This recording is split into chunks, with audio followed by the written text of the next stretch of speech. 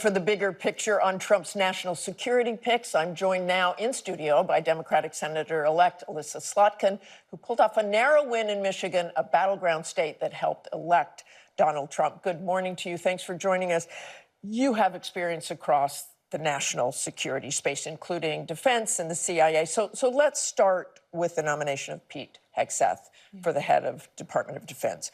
This morning, his lawyer acknowledging he paid off a woman who accused him of sexual assault in 2017, but he says he is an innocent victim, although his lawyers say witnesses saw him visibly intoxicated at the time of this incident. What's your reaction to that and to his nomination? I mean, I think in general, I'm a senator-elect, and advice and consent from the Senate is part of our constitutional process. So I'm going to try and meet with everybody, hear them out.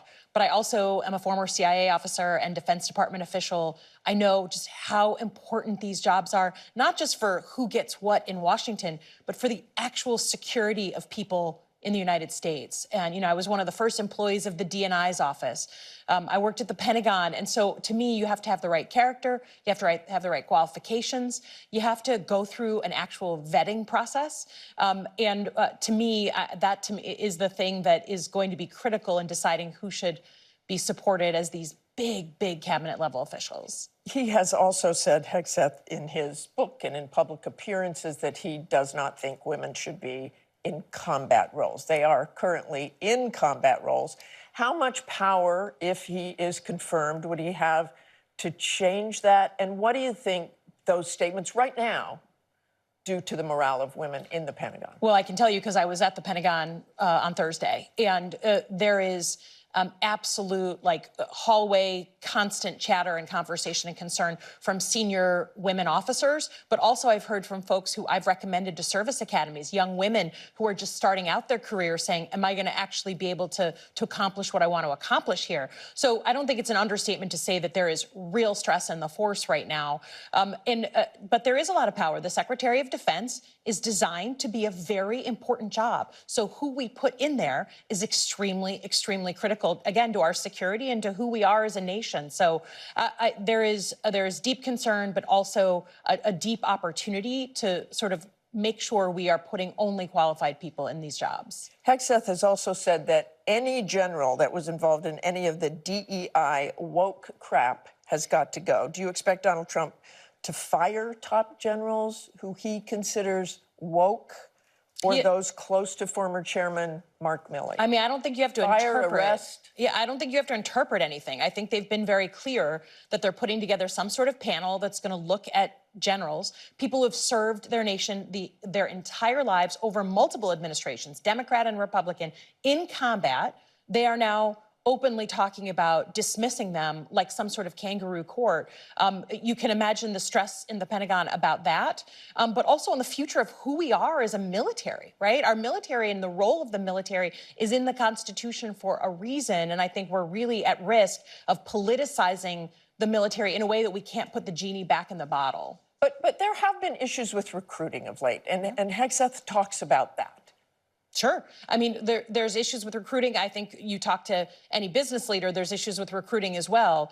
There's just a high demand signal, but I don't think that showing that you can be summarily fired in this system is a way to increase recruiting. And, you know, I will just take note that he said it would attract normal males if we... Well, his idea of normal may be different. We want a diverse force. Right now, the military is one of the most diverse institutions in the world. So their officer corps should reflect that diversity. And that's just not me saying it. That's the Supreme Court of the United States. When they went after diversity issues at our campuses, they excluded our service academies, West Point, the Naval Academy, so that because they understood that a diverse workforce, a diverse officer corps is a national security issue in the United States. Let me ask you this, then, and I know what you said at the top, but from what you already know, would you vote against his nomination? I just don't. I'm not going to do that. I'm a new senator-elect. I'm not going to set a standard where I want to meet with people. I want to talk with people. Some of these people I already served with in Congress. I still want the opportunity to have that conversation because it's written in the Constitution. That's what we should be doing. Okay, let's talk about what we already know about Tulsi Gabbard. You served with her as well. Is she qualified for that job from what you know right now?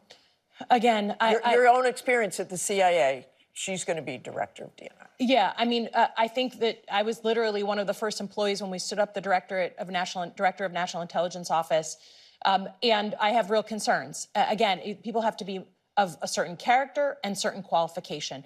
Because if you have the wrong people in these jobs, it's not just a parlor game. What concerns you about her? And certainly there's been reporting about her past statements about Russia, about Ukraine.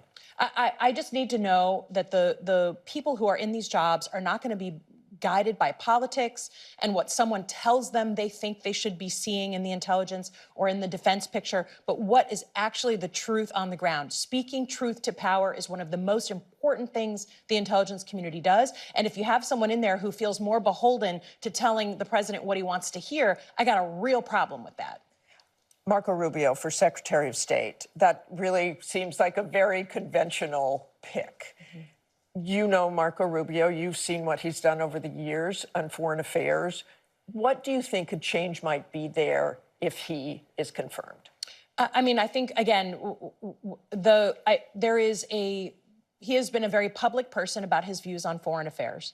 And I think we heard from across the country that there's a lot of different views in this country right now about America's role in the world. Do we think we should have that leadership role as we've had after World War II and on?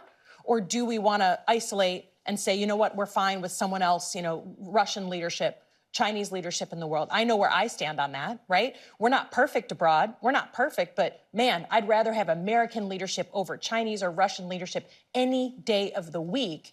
And so I hope that despite the impulses maybe of President-elect Trump, that we have Marco Rubio as a more traditional pick who's going to understand that American role, that leadership role is important. Okay, thanks so much for joining us this morning. We appreciate your time.